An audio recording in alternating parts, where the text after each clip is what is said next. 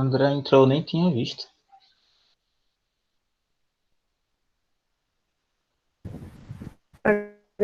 Ah, o André tá aqui. Então, Andrei, já que a Erika não veio, a gente coloca ele pra falar.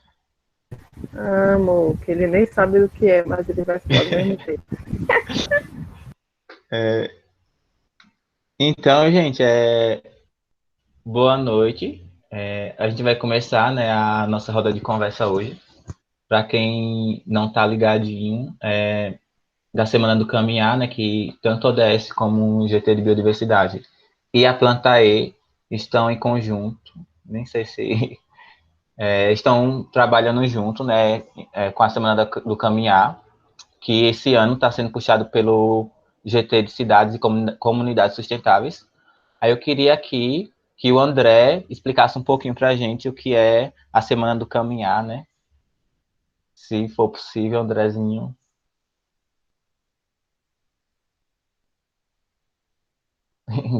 Hahaha. Oi, gente. Vim só de espectador, mas tudo bem, já fui. A Semana do Caminhar é um evento que todo ano é organizado pelo São Papé, né, que é a organização de São Paulo, para promover a mobilidade a pé. Justamente porque a Semana do Caminhar ele vem justamente do dia 8, né, de agosto, que é o dia do pedestre, que também tem aquela marca da foto dos Beatles, né, atravessando a faixa lá na foto icônica lá deles. E aí, esse ano está com esse tema, né, do recaminhar coletivo, dessa questão do retorno, né, às ruas, como fazer, como ter esse retorno, né, de forma segura, e pensar também além pós-pandemia também. E assim, a Erika entende melhor do assunto, ela está mais envolvida, então vou parar por aqui para não falar besteira.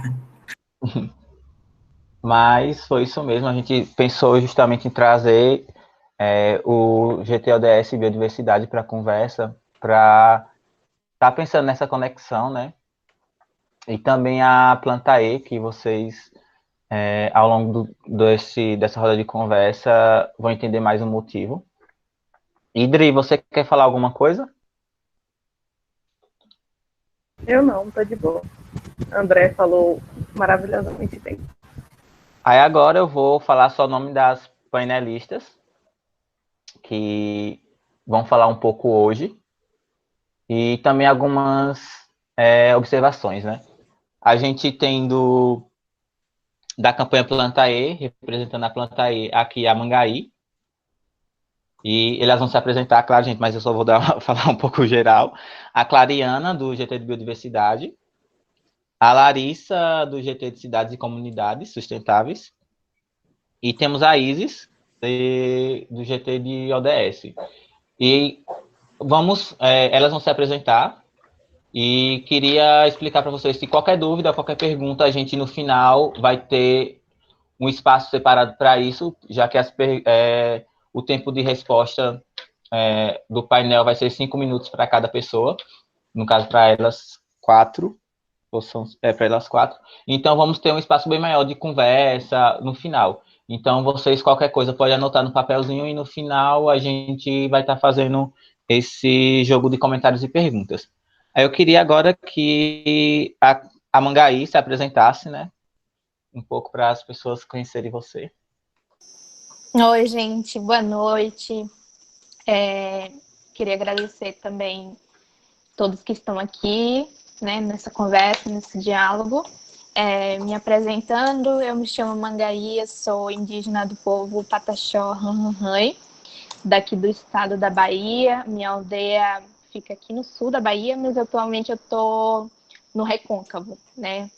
Sou estudante do curso de Medicina Veterinária pela Universidade Federal do Recôncavo da Bahia, a UFRB, eu estou no Engaja há um pouco mais de 3 anos, uns 3 anos, e atualmente estou fazendo parte da campanha Planta e do GT Gênero.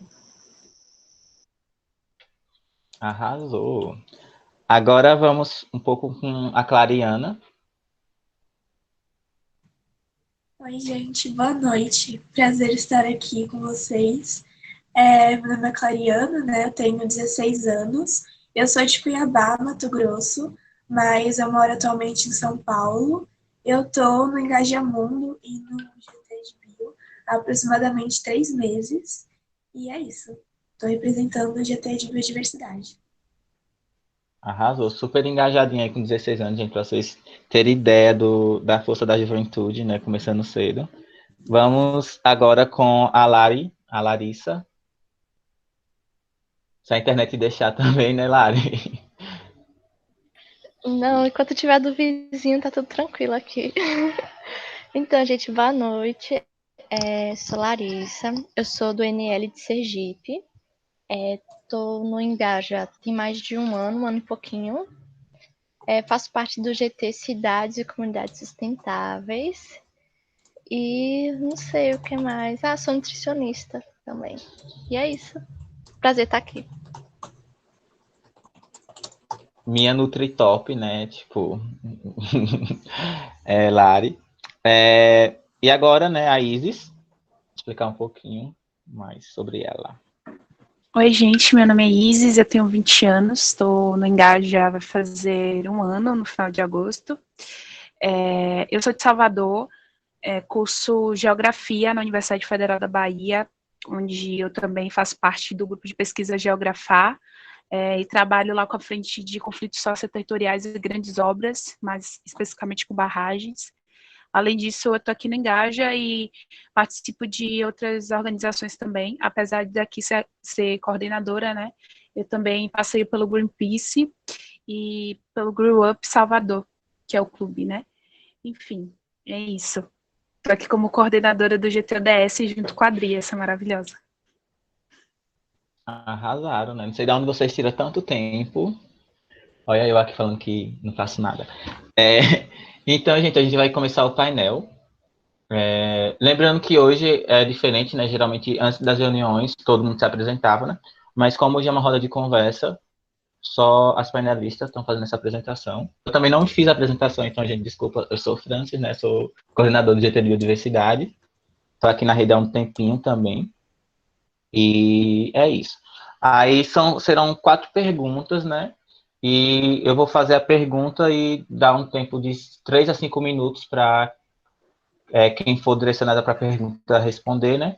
E lembrando que como o... Ai, gente, vocês estão rindo de que eu já começo a rir aqui e fico sem prestar atenção. Eu vou dar o tempo de resposta, né, no caso, para ser esse curto período mesmo de 3 a 5 minutos, para que no final a gente debata entre a gente aqui, né? Entre todo mundo tire mais dúvidas. E a primeira pergunta vai ser direcionada para a Clariana e para a Isis. E em ordem alfabética, né? A Clariana e a Isis. E a primeira pergunta, vocês fiquem ligados, que eu vou fazer agora. Eu quero saber de vocês, né? Qual é a relação da mobilidade a pé com a temática de biodiversidade e ODS? Então, por que falar dessa temática, né, dentro dos GTs de vocês? Então, Clariana, queria saber de você primeiro como a temática de biodiversidade está relacionada com a mobilidade a pé. Tá. Bom, quando a gente fala de incentivar o caminhar e tudo mais, a gente está falando de que é necessário ter um planejamento urbano para que se tenha uma interação entre o ambiente e o pedestre, né? Para que as pessoas tenham vontade realmente de caminhar, que elas se sintam seguras e que elas tenham bem-estar. E um modo muito eficaz de se fazer isso é com a arborização, com a implementação de áreas verdes, né, e o plantio adequado de árvores. E essas árvores, elas fazem um papel, têm um papel muito importante na manutenção da biodiversidade local. Tanto por elas mesmas, né, porque a maioria das árvores plantadas são recomendadas que sejam nativas, então são locais, e elas abrigam pássaros, abrigam pequenos insetos, que tudo isso ajuda na manutenção da flora e da fauna local. Por exemplo, as aves.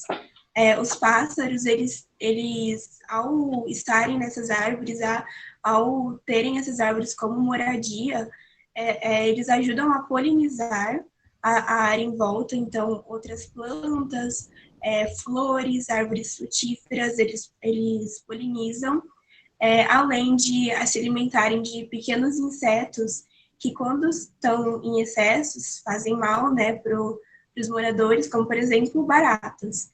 E tudo isso tem uma teia, né, que um ser ajuda o outro, então vai colaborando para a manutenção da biodiversidade. As árvores, elas limpam a poluição, elas diminuem a poluição do ar, sonora e visual, elas regulam a temperatura e a umidade do ambiente. Então, tudo isso contribui para que as áreas de cidades, elas sejam realmente vivas, elas tenham vida no seu entorno e contribui para que o ser humano possa viver nessas áreas, né? Por exemplo, o Brasil tem 20% de dos pássaros do mundo. Então, até quem não caminha, os moradores, por exemplo, na quarentena, que a gente não pode sair muito de casa, a gente pode avistar pássaros, fazer observação de pássaros, de outras espécies, de animais, e tudo isso contribui para o bem-estar, tanto dos moradores, dos pedestres, e também dos próprios animais, né?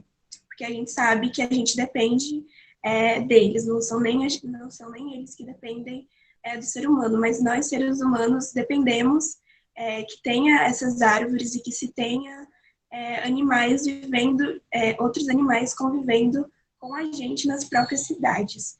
E isso não é sinal de que não tenha desenvolvimento. Por isso que, quando a gente fala de incentivo a caminhar, a gente também está incentivando a arborização e, por isso, incentivando a biodiversidade. Exato, e tem tudo a ver com o tema, né, de reconexão, de que durante esse período a gente está conseguindo observar muito melhor o nosso entorno, né, a nossa biodiversidade local. E dizer que existe biodiversidade nos centros urbanos, né, o que é essencial. Agora, Isis, você pode dar continuidade também, se quiser. Bom, eu achei que tudo que ela abordou é muito pertinente e completa, na verdade, o que os ODS vêm propor, né? Eu poderia estar aqui conectando com, no mínimo, 4 ODS, que seriam o ODS 11, 12, 13 e o ODS 3. Entretanto, eu vou relacionar a apenas 2 ODS para corte não era muito extensivo, mas também para a gente tentar fazer essa relação em um tempo pertinente. Enfim, os ODS que eu escolhi foram o ODS 11, que fala de cidades e comunidades sustentáveis, e eu adorei que o André está aqui, e também o ODS 3. Para o ODS 11, o objetivo dele, né, que é tornar as cidades e os assentamentos humanos inclusivos, seguros, resilientes e sustentáveis, eu fiz recortes para 3 metas para a gente entender como esses ODS eles se relacionam e como eles estão, sem retrocesso, se não, e a gente tentar enxergá-los na cidade, né? O ODS 11, na meta 11.2, ele visa proporcionar o acesso a transportes seguros, acessíveis, sustentáveis e a preço acessível para todos, melhorando a segurança rodoviária por meio de expansão dos transportes públicos e, em especial, atenção para as necessidades das pessoas em situações de vulnerabilidade. Nesse ponto, eu gostaria de chamar a atenção, principalmente no ponto em proporcionar o acesso a sistemas de transportes sustentáveis, né? Então, o único meio que a gente tem de transporte não é só o transporte que a gente vê de coletivos, né? Se transportar a pé também é se transportar. Então, eu trouxe uma pauta daqui da Silva Schutz e da Sônia Regina Paulino. Elas abordam isso de forma muito sensível, que se chama Desafios da Mobilidade Ativa na perspectiva dos serviços públicos, né?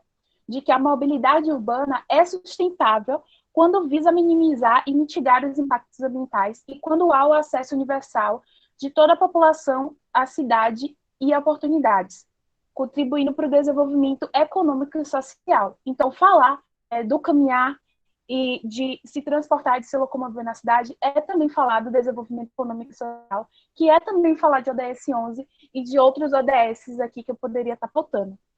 Além disso, eu acho importante a gente eu trazer aqui para vocês que essa meta ela está estagnada.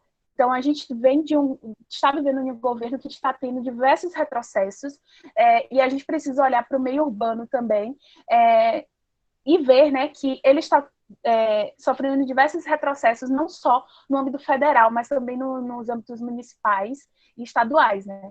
Então, hoje a gente convive com a realidade de que na maioria das nossas cidades, os governos vêm postergando a formulação dos planos municipais de mobilidade urbana, por exemplo. Além disso, a gente tem o ODS 3, né? E o ODS 3 que ressalta da questão da saúde. E é bastante importante essa questão da saúde e bem-estar, porque a gente vive em um cenário em que, em novembro de 2019, a ONU percebeu, né, que mais de 30% dos adolescentes que frequentam as escolas em todo o mundo, eles não cumprem as recomendações de fazer pelo menos 1 hora de atividade física. E esse ir e vir andando, que na maioria das cidades é o que ocorre, nem todo mundo tem acesso aos veículos, né, de mobilidade urbana próximo à sua casa, essas pessoas, elas caminham um período de tempo para chegar ao ponto de ônibus, enfim. Mas ainda a gente vê que não é o suficiente, né? E que talvez se a gente tivesse um planejamento urbano, né, respeitando até a própria conexão que a gente, o ser humano deveria ter com as dimensões de território, de pertencimento à cidade, aí fica a pergunta também, para quem é feita a cidade, como são feitas as cidades, para quem é feito os PDDUs, né? Então, vem toda essa questão do bem-estar, da saúde e das cidades e comunidades sustentáveis. Umas cidades e comunidades sustentáveis, elas não vão ser sustentáveis enquanto elas não atenderem essa questão da mobilidade a pé e também das ciclovias também, né? Mas como a gente está fazendo aqui o recorte para a mobilidade a pé, é extremamente importante que a gente tenha esse recorte para o urbano, para quem são as pessoas que estão andando a pé. As calçadas, elas são acessíveis. Para quem são acessíveis essas calçadas? Então, são todas essas perguntas que a gente deve se fazer e que os ODS pautam também. É isso, gente. Eu não sei se eu passei do meu minuto. Eu tinha muita coisa para falar, mas enfim.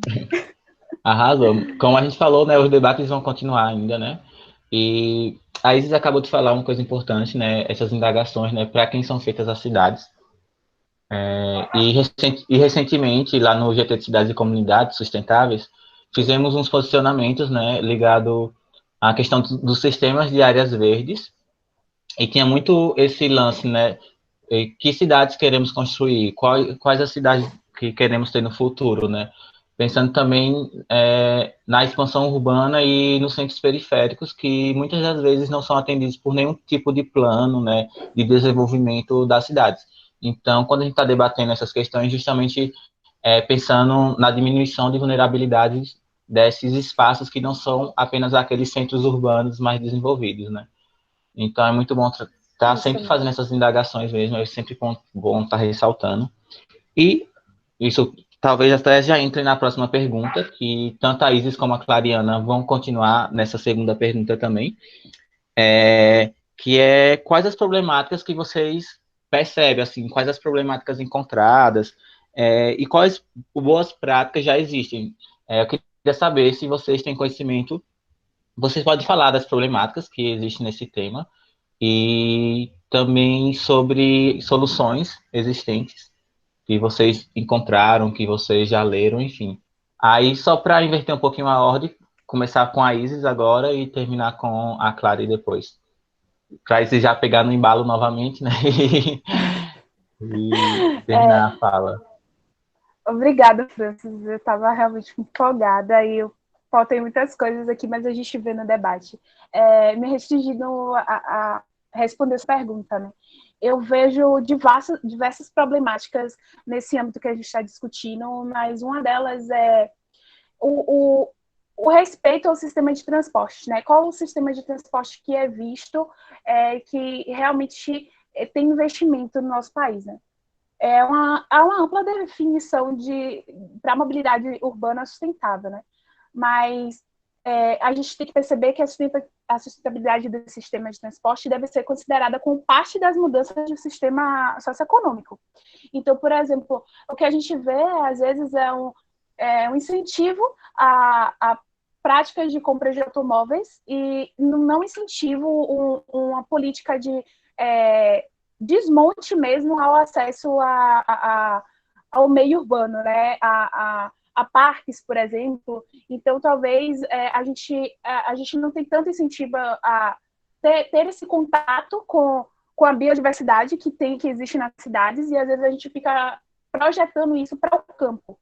Então, é toda uma conexão que eu acho que tem muito a ver também com o pensamento de para quem são feitas as cidades, sabe? Seja espaços urbanos em que poderiam ser feitos nas parques, enfim, em que as pessoas poderiam passear nas calçadas, elas se tornam vagas, por exemplo, para quem são feitas as cidades. Então, é isso que eu sempre venho perguntando, eu estou perguntando isso desde o início, mas é meio de provocação mesmo, né?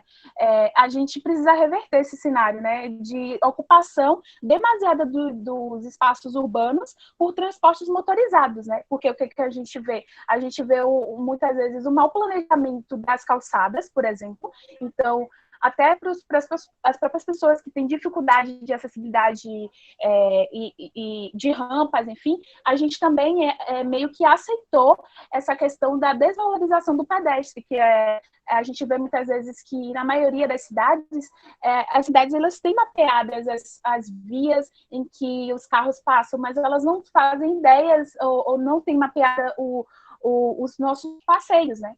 Então, muitas vezes a gente tem cidades que são mal planejadas nesse sentido, em que reduzem o passeio, que naquela via ali se passam muitos pedestres. Então, muitas vezes a gente vê pedestres competindo com automóveis, porque naquela via os passeios não foram feitos de forma proporcional, né?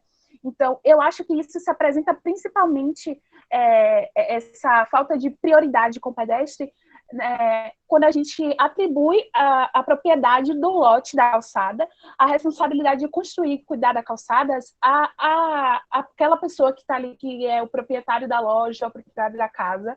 Eu acho que isso também mostra a falta de prioridade do setor público, né, de lidar ali com aquela calçada, e mostra que o ato de caminhar não é considerado, né, um tema público, mas sim privado, nesse sentido.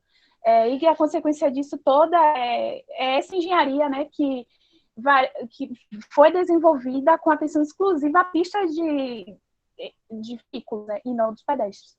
Aí tem a questão da divisão de calçadas também, mas eu não vou dar licença problemática, porque eu tenho que dar exemplos e de boas práticas, e eu vou aqui exemplo de Brasília, né? Em 2018, 40% dos deslocamentos em Brasília eram feitos com carros, e era o índice mais alto de todo o Brasil. E aí Brasília, desde 2018, ela vem construindo o plano de mobilidade ativa do Distrito Federal. E mobilidade ativa, eles consideram aqui caminhar a pé e mobilidade através de bicicleta. Então, é uma política de mobilidade que vem sendo construída, que foi elaborado com o apoio da ONU Meio Ambiente com a ONU Habitat, que visa integrar formas de mobilidade ativa a pé de bicicleta ao sistema público de transporte. Então, serão promovidos debates, inclusive o PMOB, a CEMOB de Brasília, em maio, eles fizeram uma consulta pública para apresentar esse plano, e eles consideram várias coisas, desde o PDDU até várias questões que são diretrizes, como consolidar e orientar as ações de mobilidade ativa no âmbito do Distrito Federal e o fornecimento de informações úteis. Eles estudam a geografia, eu dei uma olhada no plano, eles fazem todo o mapeamento de relevo do Distrito Federal, que é muito importante, porque muitas vezes uma cidade com a geografia que não é totalmente plana, como Salvador, por exemplo, ela sofre mais com essas questões de cuidado com as vias de pedestres. E a outra cidade que eu trouxe é Copenhague, né, que vem há muito tempo, há décadas, reconstruindo essa perspectiva, né, que removeu faixas de trânsito destinadas a carros, enfim, fez todo um sistema que algumas cidades até têm, como a questão do semáforo para bicicletas e pedestres, enfim. E é isso, gente. Eu vou encerrar aqui, porque eu acho que eu estou passando do meu tempo, eu estou muito falada. Mas é isso. Mas foi super bem construído. Também não sei se vocês têm a mesma visão que eu, que as cidades, a percepção que as pessoas têm das cidades é que quanto mais carro, mais desenvolvida Mais né? urbano. Então, mais urbano mais desenvolvido mais rica a cidade né? E isso vai totalmente contra a qualidade de vida, né? Quanto mais carro, menos calçada, né? Mais poluição será emitida, né? Mais lobby para construção de avenidas para carro, enfim, menos para ciclovias. É muito comum você observar nessas grandes cidades que não tiveram planejamento, né, acontecer isso. Agora eu vou dar a palavra para Clariana Monteiro, para ela dar continuidade. Então, como você falou, uma das problemáticas mesmo é essa falta de conscientização e de educação ambiental, que as pessoas acham que precisa ter carro, que precisa ter cinza para as cidades serem desenvolvidas, ou então ainda tem o pensamento de que as árvores sujam as cidades, as folhas vão sujar as calçadas, que é um grande impedimento para implementação de áreas públicas, né? Que isso faz com que nem toda a população ela seja engajada e que reivindique políticas públicas que implementem as áreas verdes, né? A falta de conscientização, de educação ambiental ainda é um grande problema. Não que seja responsabilidade apenas da população de reivindicar essas políticas, não. A maior responsabilidade é do governo em si. Mas os moradores eles podem ter esse papel maior para que realmente eles possam pressionar os governos para que possa ter áreas verdes ou então a população até tem essa consciência de que é necessário arborizar e tal, mas elas não sabem como fazer.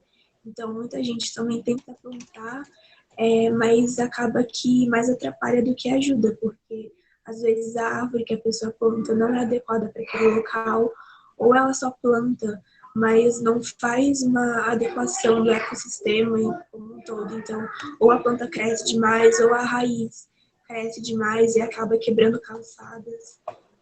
Então, esse é um problema, falta de conscientização e de ter técnicos mesmo, falta de planos diretores de arborização, isso na parte do governamental, né? Nem sempre tem, não são todos os políticos que também têm essa política dentro do seu plano de governo governamental, não incluem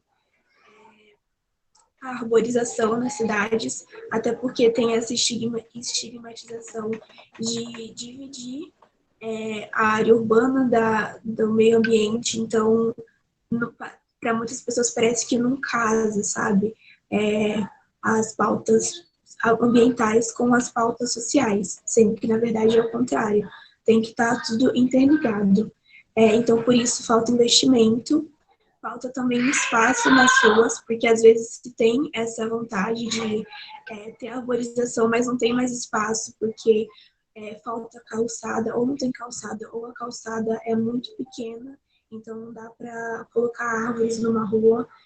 Muitas ruas são mais destinadas à passagem de carros, não mais para caminhadas, para bicicletas, então falta esse espaço.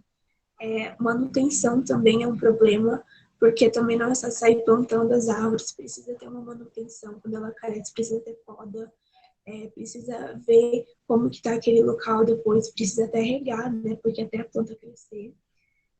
A extinção do Ministério das Cidades foi um grande impedimento para que as cidades sejam melhores planejadas.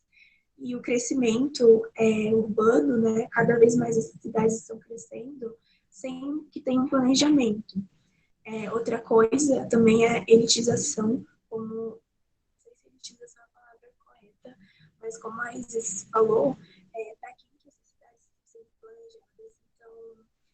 Então, muitos lugares que tem arborização é porque tem mais elite, são pessoas que têm um capital melhor e por isso elas conseguem reivindicar essas políticas públicas para que tenha arborização, que tenha áreas verdes, mas essas áreas verdes não chegam em subúrbios, em periferias, que é onde mais precisa. E aí, esses locais ficam mais suscetíveis a problemas ambientais, a problemas sociológicos.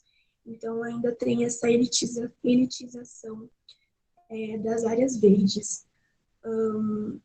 Eu acho que é isso, as maiores problemáticas, mas a gente tem exemplos, inclusive no Brasil, de cidades que adotaram planos diretores para arborização.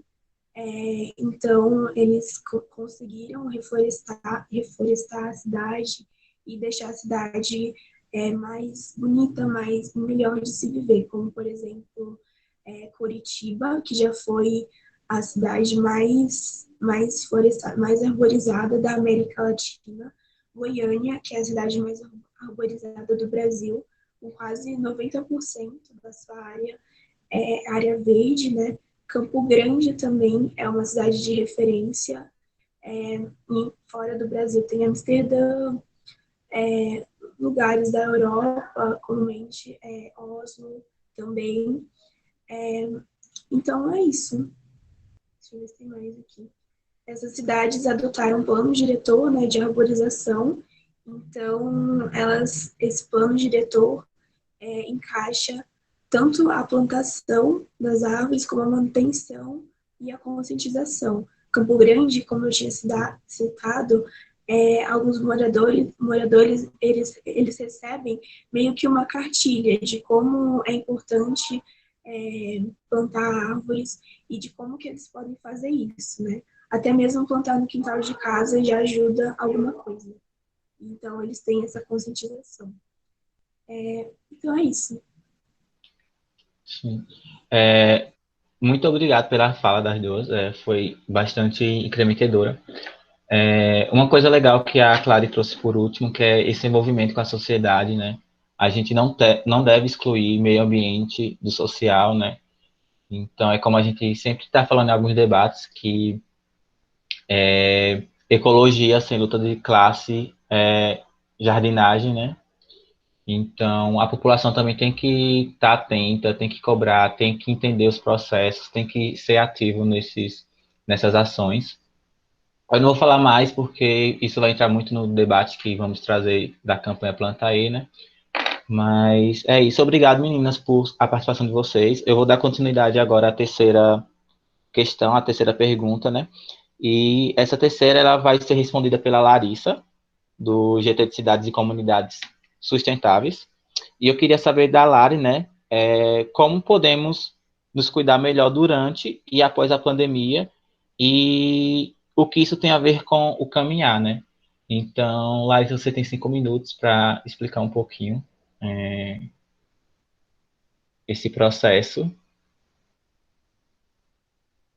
Tá aí? Tô aqui sim. Acho que tá um barulhinho aqui no fundo. Não sei se vocês estão escutando, mas são meus vizinhos, enfim. Qualquer coisa vocês falam no chat, se não entenderem. Então, sobre essa pergunta, eu penso que a gente pode se cuidar melhor, tanto durante quanto após essa pandemia, se a gente priorizar meios alternativos, principalmente em relação de transporte, igual as meninas estão falando. E que esses meios alternativos sejam benéficos tanto para a nossa saúde quanto para o meio ambiente. Porque quando a gente cuida, protege o meio ambiente que a gente vive, de um modo indireto, mas bastante direto, a gente também está cuidando da nossa saúde, nosso bem-estar, e caminhar tem tudo a ver com isso. Primeiro porque quando a gente dá preferência, quando possível, por caminhar, a gente acaba evitando aglomerações em transportes públicos, até mesmo em pontos de ônibus, em terminais, no trem, metrô. E evitar aglomeração é justamente algo que vem sendo reforçado nessa pandemia. E segundo, quando as pessoas, né, que possuem veículo motorizado próprio, como carro, moto, pensam em evitar o seu uso, acaba contribuindo com a menor poluição do ar e tendo em vista que quanto mais um ambiente com ar poluído, há mais problemas respiratórios podem surgir, e que nessa pandemia o sistema respiratório é um dos que mais são afetados. Então, se a gente consegue reduzir a poluição do ar, evitando o uso de transportes motorizados, então, de modo indireto, também está contribuindo para não piorar tantas situações, tantos casos, quadros de desses respiratórios, principalmente agora, né, nessa pandemia. E além disso, essa menor emissão de poluentes para a atmosfera, tanto é bom para agora, como também para os futuros. A gente pensando em todas essas alterações climáticas que a gente está vivendo, em que a poluição atmosférica é um dos fatores que pode contribuir. E terceiro também porque caminhar, vou puxar a sardinha para o meu lado da saúde, né? Porque caminhar traz diversos benefícios, direto para a saúde do corpo, e neste momento fortalecer e tornar o nosso corpo o mais resistente possível. Então é super válido. E por último, não que esse assunto seja limitado, né? Mas para também não estender muito, podemos nos cuidar melhor agora e após a pandemia, se existirem estruturas adequadas para caminhar com segurança, com acessibilidade, igual as meninas estavam falando, sobre a questão dos problemas e algumas medidas que alguns lugares estão tomando. Então, caminhar é algo bom para agora e depois? Sim, caminhar é muito bom. Mas como caminhar assim, nossas ruas, avenidas, parques, calçadas, entre outros, não são a favor dos caminhantes e si dos pedestres, se não há um incentivo ao caminhar, se não há estruturas que sejam adequadas. Então, acho que um dos primeiros passos para esse cuidado é a melhoria das estruturas, nesse momento, através de planos emergenciais para a criação de, por exemplo, de ciclovias, de alargamento de calçadas, manutenção e reparo da iluminação pública, entre outros, que vai ser muito útil agora, neste momento, mas que também vai servir para o futuro, mesmo pós-pandemia. A gente pode ainda melhorar mais essas estruturas que fiquem mais acessíveis, mais seguras para a população. Ou seja, é um modo de incentivar a mobilidade ativa, a mobilidade a pé. E quando a gente toma essas medidas, a gente não está só trazendo um benefício para agora, né? Mas ao longo prazo, e quando a gente pensa nisso, a gente também está pensando na questão do cuidado. Então, o cuidado não é só agora, nem pensando depois, nem é cuidado pensando só na gente, no nosso próprio umbigo. Então, é pensar em alternativas que nos ajudem a cuidar da gente diretamente, cuidar do meio ambiente, e que isso também seja um cuidado para gerações futuras. Pensando também no pós-pandemia e no outras doenças que podem surgir, que a gente não sabe, que a gente não está livre, a gente também não sabe que essa pandemia, a gente não sabe quanto tempo vai durar. Então, isso tudo leva a gente a refletir no que é que a gente precisa mudar hoje, e ao caminhar, a prática de caminhar é um meio de locomoção que acho super válido nesse momento. E é isso. Muito legal, Lari, sua fala. Você trouxe muito bem a questão da qualidade do ar, e a qualidade do ar está muito ligado, né, assim, tá bem diretamente ao caminhar, né, o conforto que a gente tem em caminhar em regiões que não são poluídas, né, tipo, que tem uma boa qualidade do ar.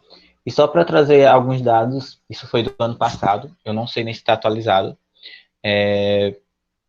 que em questão de poluição do ar e mudanças climáticas, né, esse fator é o quarto causador de doenças crônicas não transmissíveis, né? Que são aquelas doenças que são afetadas, impulsionadas ou surgem a partir da qualidade da poluição do ar, né? No caso. E que aqui no Brasil, esse fator, né, de poluição, mudanças climáticas, que tem a ver com a qualidade do ar, é responsável por 50 mil mortes anualmente. Então, a gente pensar nessa pandemia, que afeta, como a Lade falou, a questão da respiração, enfim, entrelaçado à má qualidade do ar, que a gente já, nas cidades, já era bem absurda. É só pensar e lembrar dos incêndios na Amazônia, que trouxe aquela nuvem de fumaça para o sudeste, para o sul, né? E entrelaçado a essa pandemia, como a Lade falou, não sabemos se virão outras, enfim, se vão surgir novas pandemias, e todas essas ligadas à questão das vias respiratórias, né? E tem muito a ver com o que a Isis, com a Clary falou sobre a questão de como é o recorte urbano, né? Como que são desenvolvidas as cidades, o espaço que as cidades dão para o pedestre ou para carro, né? Então, está tudo interligado e que esses debates de meio ambiente e saúde pública, eles não devem ser separados. A gente tem que sempre estar discutindo, fazendo essas rodas de conversa, justamente para estar entrelaçando esses temas. Então, foi bem abordado e interessante. Claro que a gente não tem como estar se prolongando muito, porque é uma conversa de mais ou menos 1 hora, né? Mas isso a gente pode propor outros debates. E agora vamos dar início à última pergunta da nossa roda de conversa, com a Mangaí, representando a campanha Planta E. Faz parte de uma das soluções que a gente pode encontrar, né?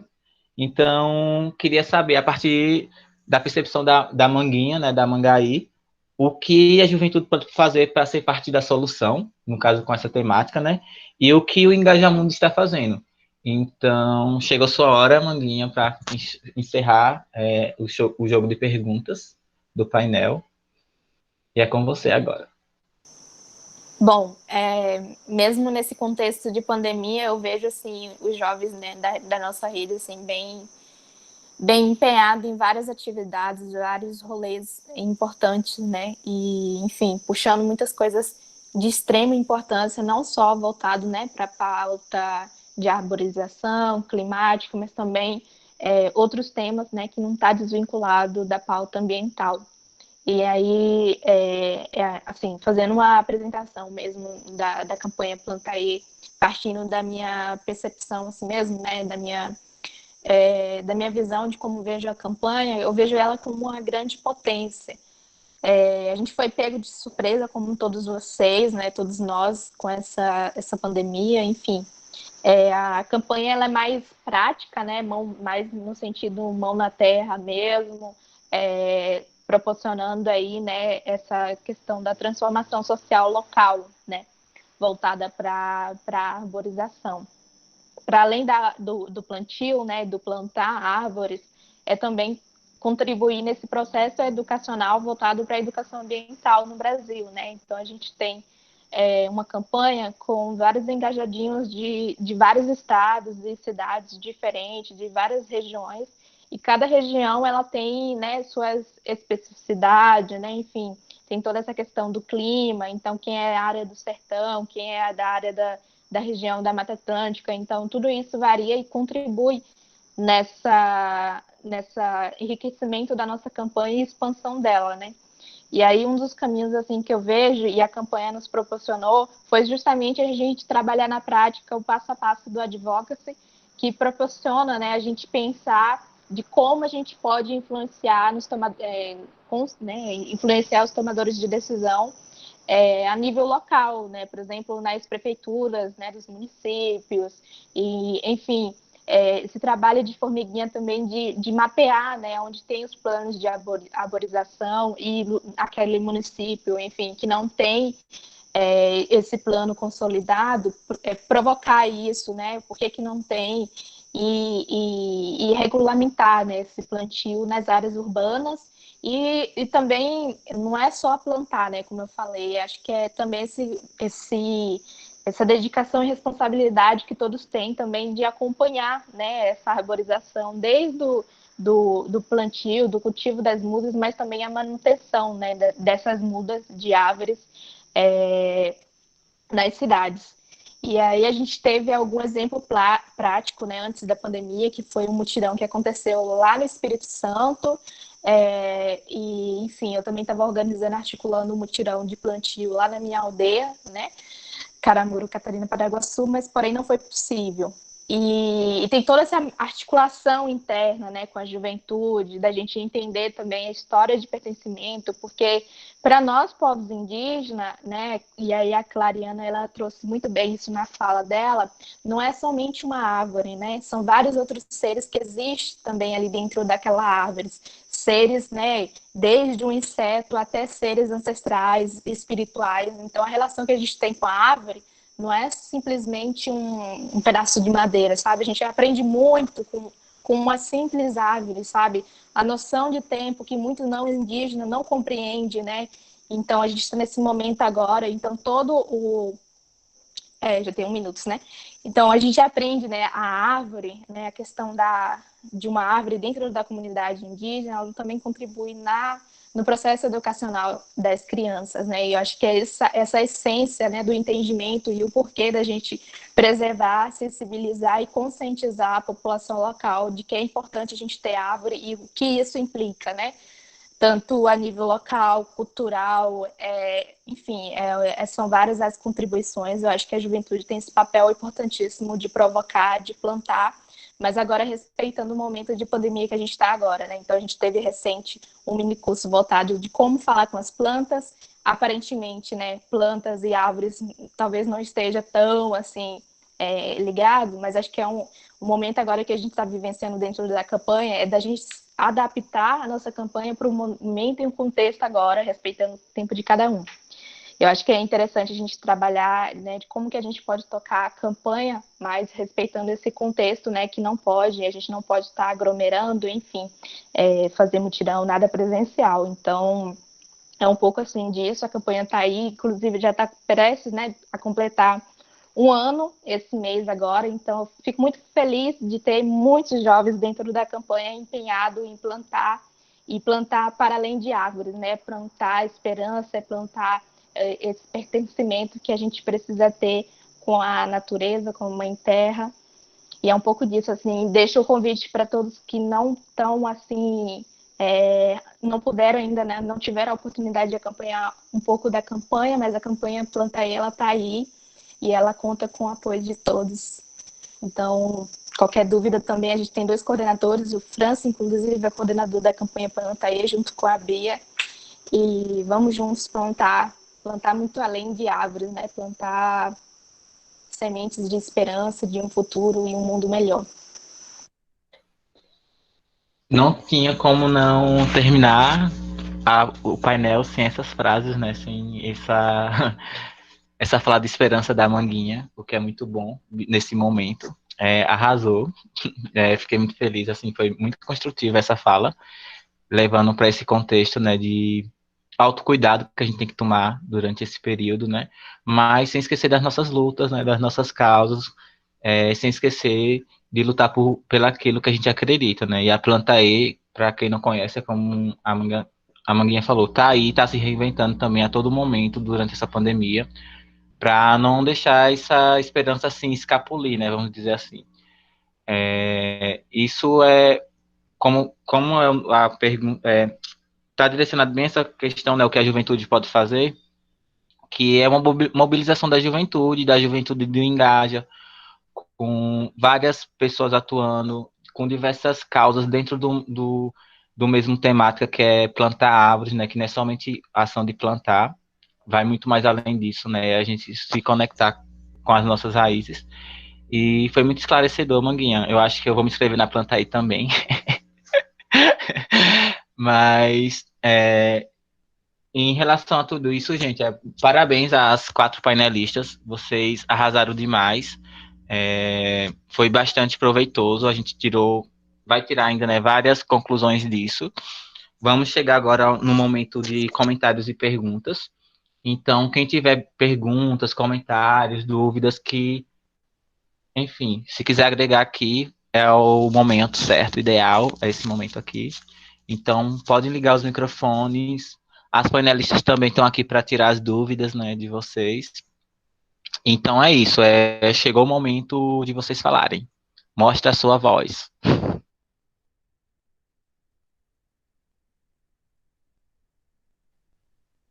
E eu vou ficar triste, gente, se ninguém falar. Gente, eu vou falar então. Essa foi minha primeira conversa do painel. Eu achei que todo mundo falou muito bem. Eu não achei que ia ser assim tão legal a conversa, tão profunda. E, sério, eu tô saindo daqui muito animada pro futuro, porque é muito isso que vocês falaram. Tudo relaciona, a caminhabilidade relaciona com biodiversidade, relaciona com tudo. E tudo a nossa geração que tem que dar um jeito, né? Porque Porque o mundo não vai mudar se a gente ficar parado e não fizer nada sobre isso. Então, gente, amei. Vocês todos foram maravilhosos. Tô apaixonada pelo grupo. Gente, eu só quero pedir um pouco aqui, desculpa, Adri, que esse momento era o dela de encerramento e eu peguei, mas é porque eu fiquei nervoso. Então, Adri, você pode encerrar novamente. Ai, ai, acha chique mesmo. Vai de onde estava. Vamos fingir que nada aconteceu. Façam suas contribuições e falem o que vocês estão sentindo.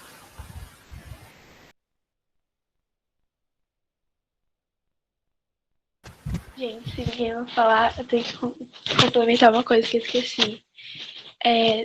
Que eu falei só de cidades, de exemplos, né?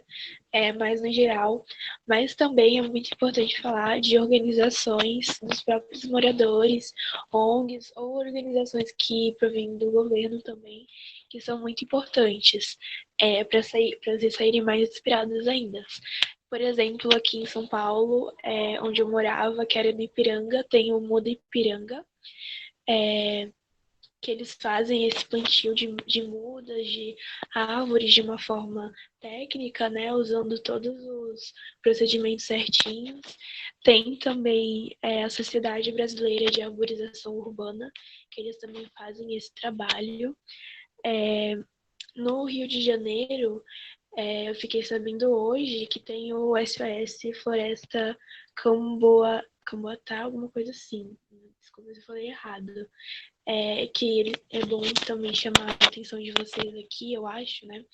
Que tem a floresta do Camboatá, no Rio de Janeiro, que é tipo um parque florestal, uma área de preservação florestal, e que ainda estão, né, com a ideia de fazer um autódromo nesse local. E para isso teria que desmatar uma grande área, e não tem como. E eles a instituição, né, que deu essa ideia e que quer levar esse projeto de construção do autódromo, falou que eles vão reflorestar, que vão plantar outras mudas em outros locais.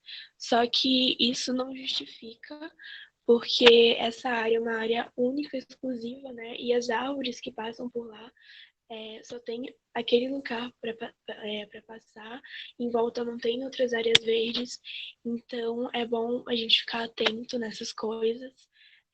No Instagram dessa ONG, que eu posso passar nos comentários depois, tem até uma petição, inclusive, que dá para assinar, e por enquanto o projeto está meio que parado.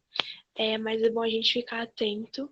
Eu achei pertinente trazer isso aqui, porque trouxeram o Francis levou isso para o grupo do GT de Bio, então achei legal falar isso aqui.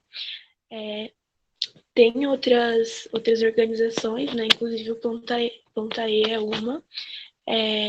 Então, vocês podem buscar nos bairros e cidades organizações que fazem esse trabalho também, para se alguém tiver vontade. É isso. Oi, gente, só quero completar o que a Clariana falou. Eu achei muito bom ela tá trazendo essas dimensões de como a gente se envolver. Em alguns NLs, o próprio Engaja, ele tenta se envolver nesses processos, né, que discutem um planejamento de propostas. Então, hoje em Salvador está discutindo, por exemplo, o plano de adaptação a mudanças climáticas, e eu, Paulo e Igor, nós estamos tentando planejar isso. Então, nessas dimensões, quando vocês verem, assim, vocês trazem para o NL para ser debatido, né? Porque o Engaja, geralmente, ele é convidado como representante da sociedade civil, mas é importante também que, quando não for, a gente tente correr atrás para propor, né? Porque, às vezes, a gente olha com uma cidade com PDDU que, às vezes, parece ser muito bom, muito sustentável, e na verdade é um PDDU que está ali, e que na verdade em alguns processos reforçam exclusões, né? Então, para a gente avaliar isso também, né, que o porquê, né, dos lugares que são frequentados pela elite, eles têm mais acesso a contatos com árvores e com, enfim, com a biodiversidade que está inclusa ali nas cidades, né, as suas diversas dimensões. Tem o sentido também de excluir e marginalizar certas áreas urbanas. E isso é muito grave, né? Porque a gente sabe que, às vezes, esse acesso, esse contato com a natureza é uma forma também de baixar a criminalidade em alguns bairros. Então, muitas vezes isso é pensado de forma proposital, sabe? Então, é bom a gente sempre estar com essa visão crítica e também estar se envolvendo. O Engaja abre brechas para muitas coisas, né? Hoje, o Salvador está fazendo um plano de adaptação às mudanças climáticas, mas recentemente Salvador saiu desmatando um monte de árvore, centenárias em uma via, em uma das principais vias de Salvador, que inclusive alagava já com as árvores e o rio, tamponaram o rio, tiraram as árvores para construir o BRT. E hoje a gente está aí construindo planos de adaptação às mudanças climáticas, o mesmo prefeito que fez esse projeto. Então, nem tudo são flores, né? A gente tem que pensar nessa dimensão também, principalmente nesse ano que é ano eleitoral, e está cobrando, né? Está cobrando tanto dos municípios, dos estados, quanto em âmbito federal, que por si só já é um desgoverno que se basta de tanta miséria. Desculpa, não sei nem se podia usar essa palavra aqui, mas é isso. Eu queria só bem rapidinho assim, fazer um comentário a nível nacional. Se a gente for mapear, né, olhar as áreas e estados do Brasil, as áreas mais verdes que a gente vai encontrar são justamente os territórios indígenas, quilombola, né, comunidades tradicionais, unidades de conservações, né, enfim. E aí a gente tem um grande entrave, né, no Brasil, que é justamente a demora no processo de demarcação territorial dos povos indígenas, né, dos territórios indígenas, quilombola, enfim. E isso é uma grande dificuldade, porque no mundo os povos indígenas é responsável, né, por manter vivo e preservado, né, enfim, uma quantidade muito extensa, né, uma porcentagem muito extensa de toda a biodiversidade no mundo. Mas esses direitos básicos, que inclusive é o que garante a nossa vida, nosso sustento, né? Tá, como eu disse, todo um processo educacional que a gente tem essa ligação com uma árvore, enfim, com todos os elementos e seres, enfim. Eu acho que é essa também o chamado que eu queria trazer assim para vocês, para também, né, se somar junto com a causa indígena, compreendendo, né, o papel essencial dos povos indígenas nessa conservação, né? O entrave maior é justamente com o agronegócio, com os grandes empreendimentos, que não está nem aí se tem uma árvore centenária em tal lugar, não está nem aí se aquele lugar tem várias espécies, né, inclusive em extinção. Então, assim, a problemática envolvendo as queimadas também é outro desafio, porque não é somente plantar, né? Também tem que ter todo um processo de fiscalização. A gente sabe que acontece muita venda ilegal de madeira, né? Árvores centenárias, enfim. Eu acho que é esse despertar também, como a gente está nesse momento eleitoral, mas também compreender a importância que a gente tem de ocupar, incidir, enfim, e pesquisar mais o que acontece a nível local, né? A nível local e também nacional, né?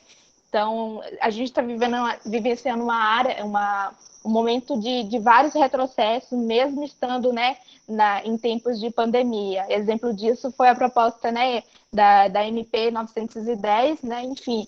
São vários os ataques diários. Eu acho que o plantar ele é muito transformador, ele é necessário, mas manter em pé as nossas árvores, né, que já estão aí, acho que precisa ser um legado, assim, um legado de como é que eu posso dizer, de cada um mesmo, né, de empenho de cada um de nós. Acho que é um pouco disso, assim, também de ocupar esses espaços estratégicos, né, que diz respeito a tudo isso e que nada está desconectado, tudo está interligado, de direitos humanos, né, enfim, acho que para além de manter vivo, né, em pé uma árvore, é também garantir a vida, né, dessas pessoas que se colocam na linha de frente. Então, eu queria dizer que é demarcação já, né, enfim, é importante demarcar esses territórios, enfim, acho que é um pouco assim que eu queria trazer também, para a gente pensar e ver como que a gente pode também estar se somando junto à causa indígena, assim, sabe? Manguinha, você é maravilhosa. Eu só vou pegar uma parte do que você falou do agronegócio. Eu amo quando Manguinha fala, gente. Ela citou o agronegócio e a gente falou muito da questão da poluição através dos carros, né? E até 2018, eu não sei como é que estão os dados agora, mas até 2018, a CETESB tem publicado isso, que o agronegócio ele é mais emissor de gases poluentes no Brasil do que a própria emissão dos carros. Então, às vezes a gente não tem essa dimensão, mas é muito importante tudo que a Manguinha falou, assim. Gente, posso fazer uma pergunta? Só mais uma.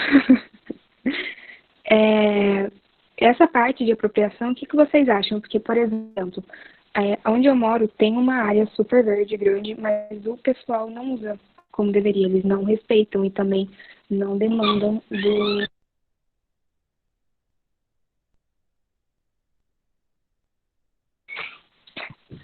eles não respeitam e não usam do poder que eles têm, da fala que as pessoas têm, para pedir que os governantes eles respeitem essa área também e mantenham essas áreas verdes.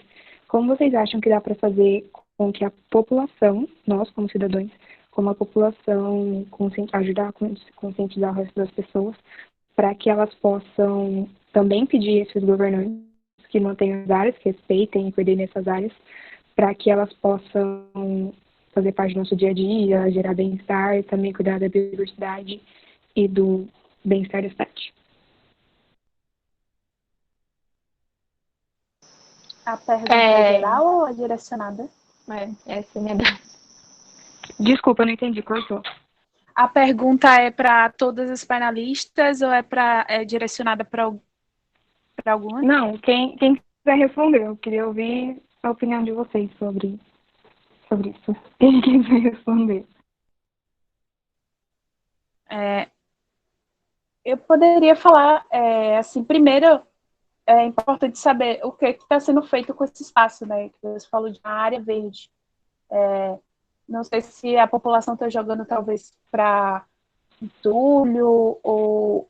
enfim. Então, ela, na verdade, é uma área de preservação, porque tem um lago, só que muita gente vai, por exemplo, fazer piquenique, deixa lixo, vai usar para alguma coisa, tipo, vai correr, joga garrafinha de água, essas coisas assim. Então, tipo, muitas pessoas não respeitam mesmo, e daí a própria prefeitura tá pegando essa área e fazendo um monte de mudanças, concretando várias áreas para o pessoal usar de estacionamento, ou para usar para fazer o piquenique, mas não na grama, essas coisas assim. Então, a própria população não entende o bem-estar que aquela área traz para eles e o governo faz o que bem quiser com aquela área.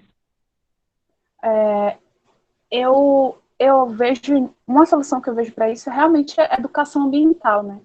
A gente não tem esse cuidado e essa ligação com a natureza do que outras comunidades, por exemplo, que a própria Manguinha falou. A gente tem diversos recursos desterritorializados, né? Por exemplo, a água, né? A água vem da maioria das cidades, elas vêm de outros lugares. Então, a gente perde a dimensão do contato com a água e de como um ser, por exemplo, sabe? Que é muito do que Manguinha falou, assim, das tradições, né? Dos indígenas, por exemplo. A água não é só água, não é só abrir a torneira e tá lá. A árvore não é só simplesmente árvore. Então, tem muito disso que se perdeu, né? De um respeito disso e também de educação ambiental, de que aquilo ali você está ferindo todo um ecossistema. Então, eu acho que soma essas duas coisas, sabe?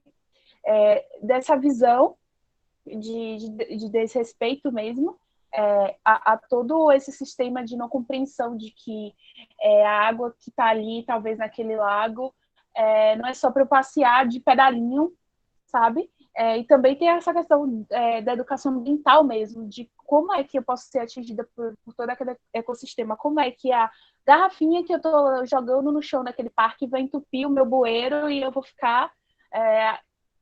não vou conseguir sair de casa porque vai estar alagado, sabe? É tudo isso que eu acho que é feito na base, sabe?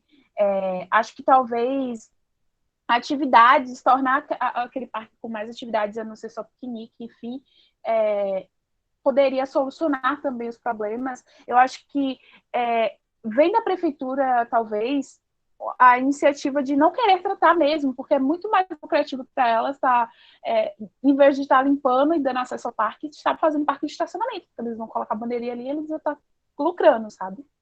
Então, todo um conjunto de coisas, sabe? Que serve até como desculpa para o Estado tá pavimentando aquele lugar ali, porque ele vai dizer aquela população não estava aproveitando a área verde, enfim. É muito mais fácil para ele tomar essa medida do que da educação ambiental, promover a educação ambiental, que faz parte desse desgoverno, né? Em diversos aspectos. Não só, não estão só passando a boiada nas comunidades tradicionais, estão passando a boiada em vários sentidos e a gente precisa ficar ligado nisso, sabe? Eu não sei se alguém quer acrescentar no que eu disse, mas é a forma que eu vejo, sabe? Sim, eu acho que só rapidinho, assim, trabalhar essa conscientização, mas acho que as pessoas até entendem, né, a importância ali de ter uma área verde, mas acaba sendo levada por vários outros discursos, né, que aí é muito ligado para essa questão de lucro, né.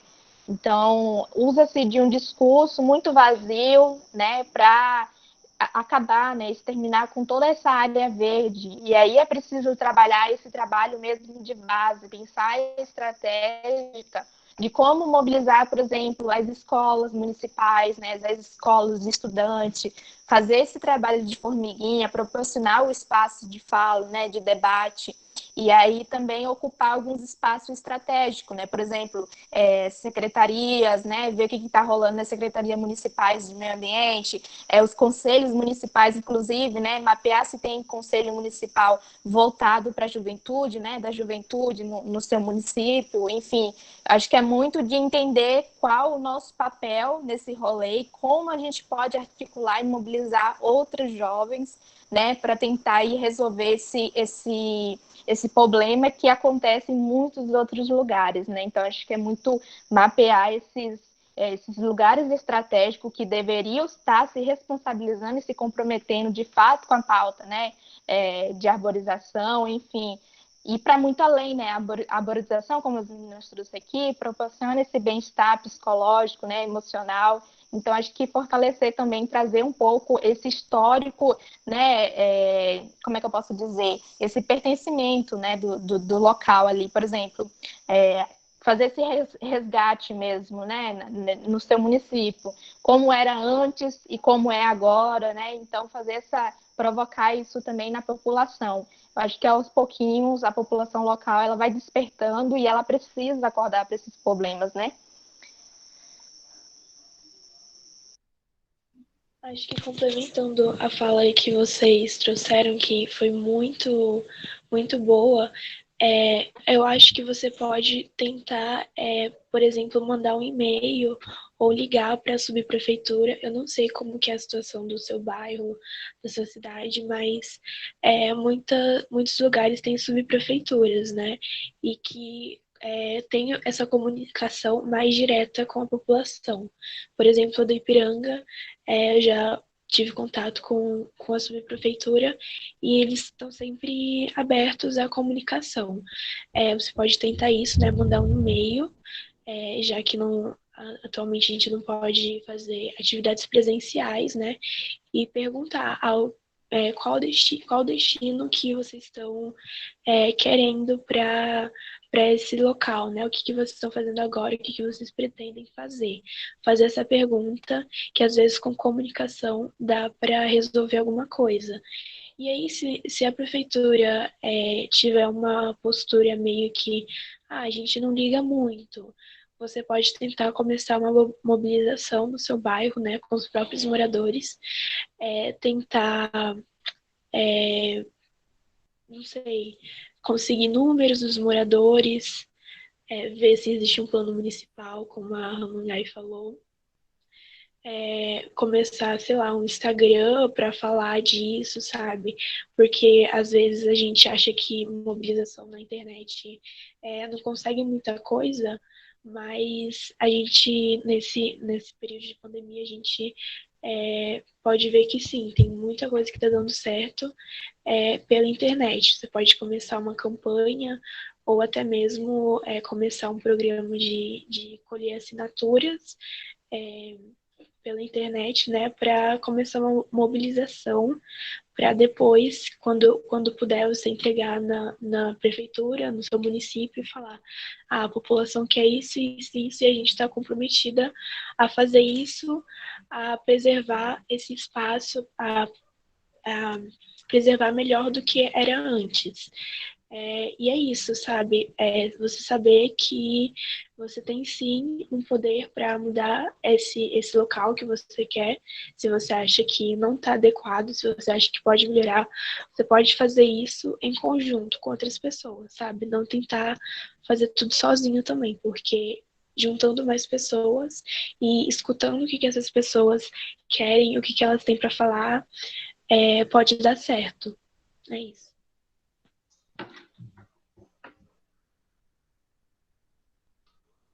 Arrasaram, tipo, não tenho mais nada a completar em relação a isso. São três perspectivas, assim, diferentes, mas que levam a um mesmo caminho, né? Que tem muito a ver com a mobilização jovem. E a gente está se mobilizando dentro dos nossos territórios, né? O que é importante é mudar o nosso entorno para depois pensar em mudança no contexto nacional, mundial, né? Então, eu acho que essa fala não tem mais o que acrescentar. E alguém tem mais dúvida, gente? Vocês querem falar mais alguma coisa? Porque a gente está quase chegando ao fim, né? Então, se alguém tiver mais dúvidas, perguntas, questionamentos, contribuições, sintam-se à vontade.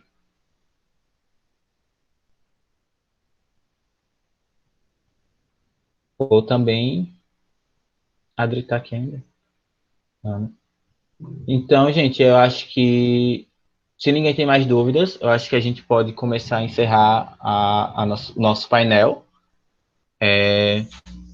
mas deixando claro que quem quiser novamente puxar uma roda de conversa sobre os assuntos, é só falar com a gente novamente, ou em cada um dentro dos seus grupos de trabalho, os GTs, né?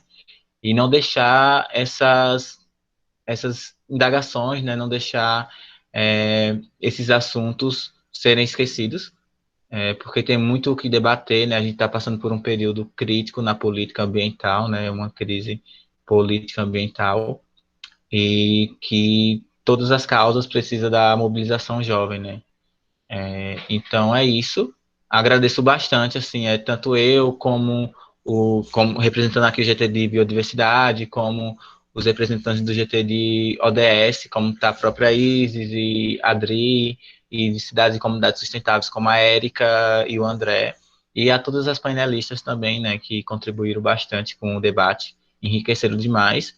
Eu acho que a gente vai sair aqui com muito melhor do que entrou, né, tipo, com mais informações, com mais indagações, e não deixar essa esperança morrer mesmo, né, de sermos a mudança que tanto queremos ser no mundo.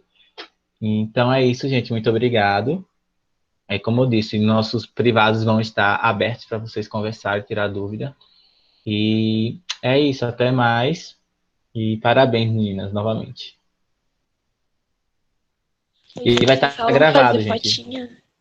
Tchau, gente. Gratidão, viu? Foi massa. Tá, fotinha agora. Se eu ligar a câmera, minha internet cai, gente. E vocês já sabem como funciona meu computador. Ai, você é o melhor, Francis, eu te amo. Então, gente, eu acho que já é pra gente ir embora, não sei. Tô aqui falando feita porra. Enfim. Alguém tá com o computador pra, tipo, tirar um print, porque o celular não pega todo mundo. Eu tô pelo celular também, não pega todo mundo. Eu tô no computador, eu posso tentar, gente.